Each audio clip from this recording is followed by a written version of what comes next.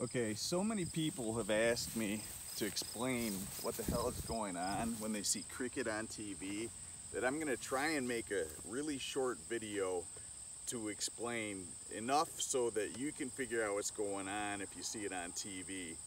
It's actually a really simple game with almost no rules, kind of like soccer, you know, don't touch it with your hands. That's basically it. You put it in the goal and you get a point. Well, cricket is super simple. It's been played for like 500 years, and there's a traditional long form of the game, and if they're wearing white, they're playing the long form, which has 2 innings and it's multiple days, and they take breaks for lunch and tea. But usually what you'll see is the short form. Almost everyone plays the short form now, and that game's about the same length as a baseball game.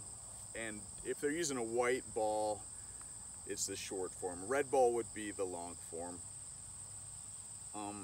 The short form lasts about 3 hours probably.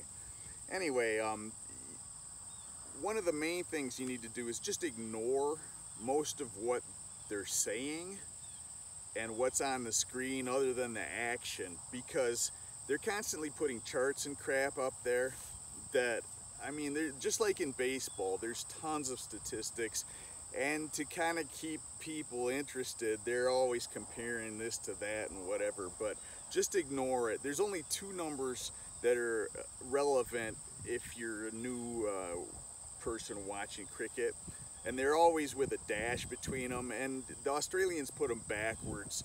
But the big number is how many runs have been scored, and the lower number is how many outs there are.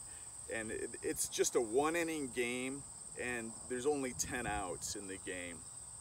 In the short game, it can end early because there's a certain number of pitches that are allowed, and then it's over.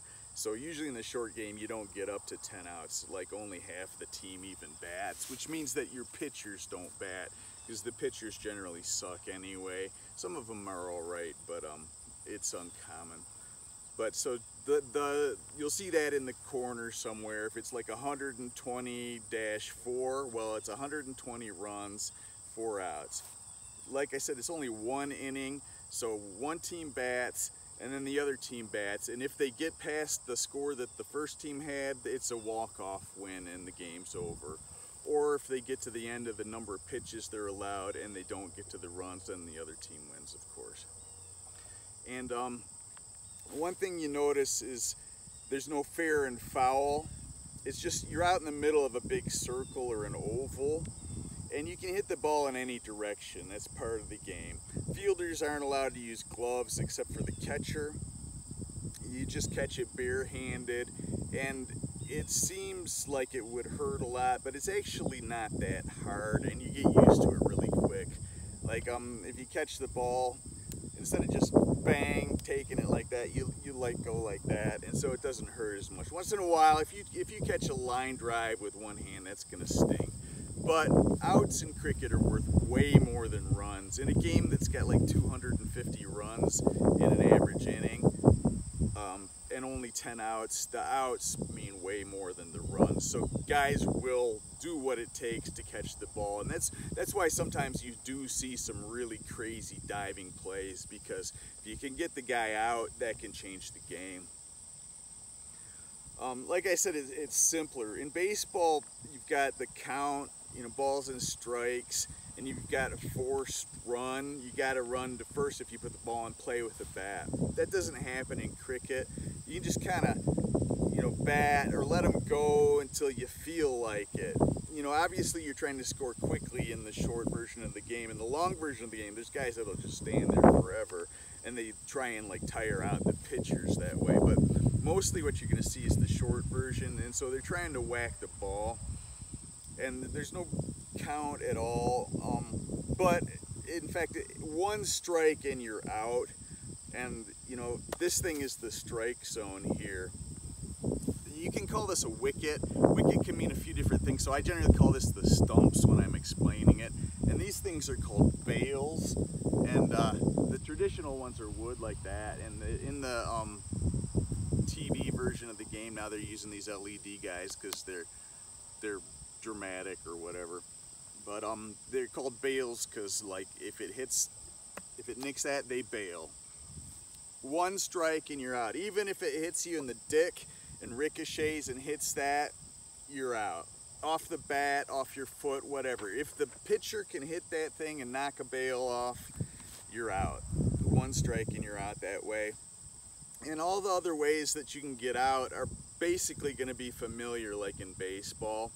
You know, if you hit the ball with the bat and it's caught in the air, you're out. And that counts for all foul tips as well. If you nick it and the catcher catches it behind you, then you're out.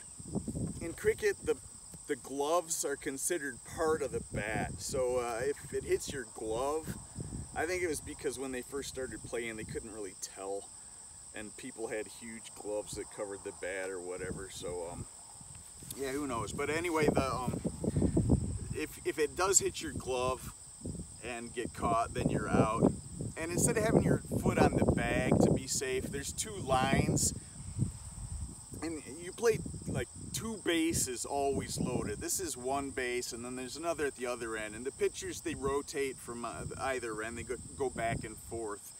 And I mean, that I don't really need to explain. You'll just see what's happening. You know, they're throwing the ball at the guy. They bounce it because when it bounces, there's a little bit of probability that it might deviate and not go straight. And the speeds are about the same as baseball. The fastest in cricket's like 100, so it's pretty quick. And when it bounces off the ground, it might hit a little pebble or something and move a bit, and so the guy's not ready. You can throw it straight, but not above the waist. Above the waist is considered dangerous, and you can get kicked out of the game if you do that more than once. So it happens because a guy will try and do a knuckleball and just lose it, and you know, then the other guy gets it's like a balk, get a free run, and in the short version of the game you get a free hit. And they'll do this, or this means it's wide, which means there's a line on the ground. If it's too far from the batter, that's called a wide, and they have to bowl it again, and it's a free run. And you notice that the ball rolls to the rope a lot in cricket, or flies over. If it rolls to the rope, it's 4 points. In cricket, a run is a base hit, basically. If you hit the ball a little bit and you decide it's good enough that you can run, you'll both switch ends, and then the other guy will be batting. It's just kind of like loose like that. You know, whoever's there is batting, and then when the pitchers switch, well, then they're pitching to the other guy at the other end. Anyhow, you know, you can get a double, you can get a triple, and then if you hit it and it goes to the rope, that's 4, and if you hit it over the rope in the air, that's a 6, and that's the most you can get. So that line is like having your foot on the bag. And for the fielders, they can't really put their foot on the stumps, so what they do is they use the same thing as they use for the batting. If the catcher's here and they're trying to throw him out, you throw it to the catcher and he'll hit this, and that's, you know, him putting his foot on the bag. Or you can actually, if there's nobody there, you can just throw it directly at it, and if it knocks those bails off before the guy's across the line, or the tip of his bat actually counts for being across. They always run with their bat out, because if the tip is over the line, then they're safe. If they knock the bails off before the tip goes over the line, well, then they're out. That's a run out. And I mean, once you realize it's the line and not the bag, it's pretty easy to understand. And those lines are the same lines for the pitchers. And they're not called pitchers, they're called bowlers, but I'm just going to use baseball words because it's easier.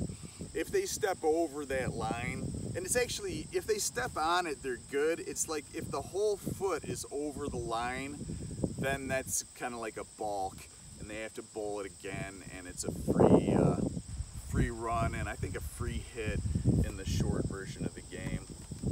There's one other weird rule for getting out. It's leg before wicket.